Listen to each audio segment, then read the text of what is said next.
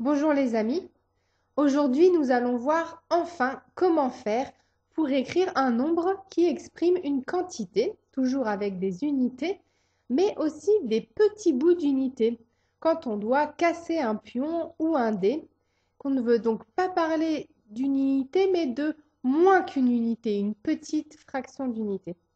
Alors, pour cette leçon, tu dois avoir déjà vu les deux premières leçons sur les fractions.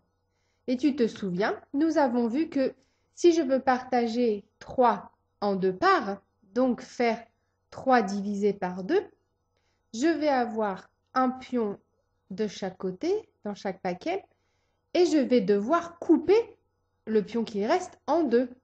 Et donc le résultat, c'est 1 plus 1 demi. Mais ça, c'est une addition. Donc, comment faire pour l'écrire avec un seul nombre? Quel est le nombre qui correspond à cela? Eh bien, c'est grâce aux nombres décimaux que l'on va pouvoir le faire, l'écrire. Un nombre décimal, c'est un nombre qui indique à la fois le nombre de pions complet et aussi le nombre de morceaux de pions. Alors, comme on compte dans le système décimal ou base 10, lorsque l'on a besoin de découper une unité, on va la couper en 10 petits morceaux et dire combien il y a de ces petits morceaux dans notre nombre. Pour se le représenter, on peut s'imaginer une règle que l'on connaît bien. Sur une règle, il y a les centimètres et lorsque l'on a besoin d'une valeur plus petite qu'un centimètre, on coupe le centimètre en 10 et on a 10 millimètres. Et tu te souviens que lorsque l'on coupe une unité en 10, on obtient des dixièmes. Donc chaque millimètre est un dixième de centimètre. Et alors, si je veux indiquer par exemple cette position, je dis que c'est 1 centimètre et 2 millimètres ou 1 centimètre et 2 dixièmes de centimètre. Et pour l'écrire en un seul nombre, je vais écrire le nombre décimal 1,2. 1 représente le nombre d'unités entières, puis il y a une virgule pour séparer, et ensuite on indique le nombre de dixièmes, donc de petits fragments 10 fois plus petits que l'unité entière. Prenons un nouvel exemple. Quel est le nombre pour cette position? Je te laisse réfléchir. Alors, combien y a-t-il d'unités entières? Donc ici, on parle de centimètres. Combien y a-t-il de centimètres entiers? Il y en a deux, oui. Donc, on va écrire 2, virgule, et les petits fragments. Alors, combien y a-t-il de dixièmes? Il y en a 8. Donc, on va écrire 2,8.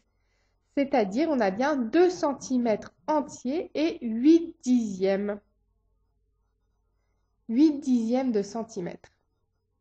Voilà, tu savais déjà que lorsque l'on écrit un nombre, chaque chiffre représente le nombre d'éléments 10 fois plus grand que celui d'à côté. Un millier, c'est 10 centaines, et une centaine, c'est 10 dizaines, et une dizaine, c'est 10 unités. Eh bien, lorsque l'on continue après la virgule, c'est toujours pareil. Une unité, c'est bien 10 dixièmes. Et l'on verra plus tard que l'on pourra aussi continuer avec des plus petits morceaux encore, des centièmes, des millièmes, etc. Alors, pour te souvenir comment on écrit un nombre décimal, je te propose de retenir cette image. Observe-la bien avec le nombre d'entiers, puis le nombre de petits morceaux de dixièmes et la virgule entre les deux. Ferme les yeux et continue à voir l'image dans ta tête.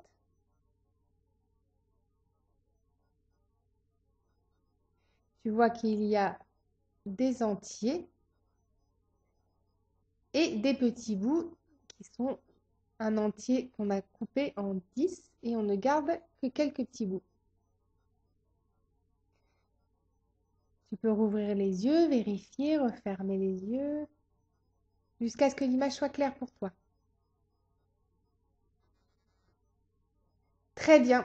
Maintenant, tu sais donc écrire le nombre décimal du début. Tu te souviens lorsque nous avons coupé 3 en 2 parts égales. On avait donc un élément et demi de chaque côté.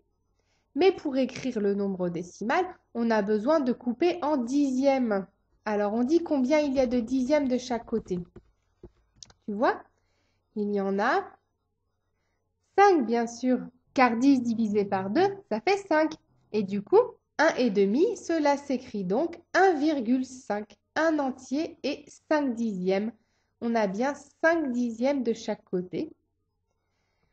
3 divisé par 2 égale 1,5. Bravo! Alors à l'inverse, tu sais maintenant ce que ça représente quand je dis par exemple 5,3. Tu vois dans ta tête 5 éléments entiers et 3 dixièmes. Quelque chose comme ça. Voilà, souviens-toi bien, lorsque le nombre n'exprime que des éléments entiers, cela s'appelle un entier. Et lorsqu'il exprime des éléments plus des fragments comme les dixièmes, cela s'appelle un nombre décimal. Pour te familiariser avec ceci, tu n'as plus qu'à te rendre comme d'habitude sur le site réviser.eu dans les leçons du professeur à tout scolaire pour revoir et t'entraîner à la leçon Les nombres décimaux initiation. Alors entraîne-toi bien, amuse-toi bien et à bientôt!